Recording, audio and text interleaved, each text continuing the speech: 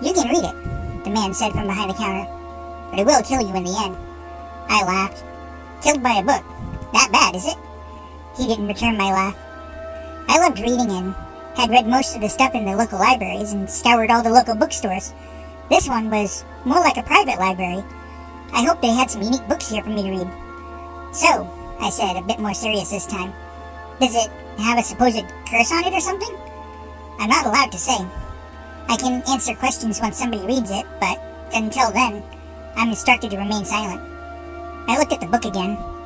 It was red leather-bound and looked to be old, but other than that, it seemed unremarkable.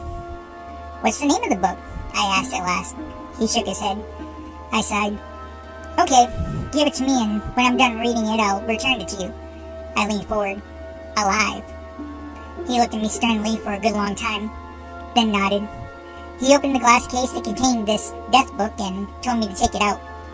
I laughed. "You won't even touch it?" I asked. He shook his head no. I looked in the case. I don't know for how long, but the man eventually cleared his throat to get my attention. "If you don't take it, I'll have to close up the case again." I reached in and took the book. It was a regular book. No shocking electricity, no fire from the sky, no demon voice from above. I laughed. What a fool I was. For a minute I thought maybe the curse might be real. Book in hand, he ushered me to a back room where I could read it. I sat down and opened it. It seemed normal. The writing was a little bit faded, but other than that, I started reading. It was a romantic tale about love and betrayal. In the end, the woman poisoned her lover and herself. I frowned. This book was crap. It was like it was written by somebody who never even picked up a real book before. That guy trolled me just to get me to read this horrible book. I went back and slammed the book on the counter. He opened up the case and pointed. Annoyed, I put it inside and he locked it up. "The only way you die from that book is boredom," I said, once he'd finished. "What a joke." "No joke," he said. "So how is it supposed to kill me?" I scoffed. "Poison," he answered.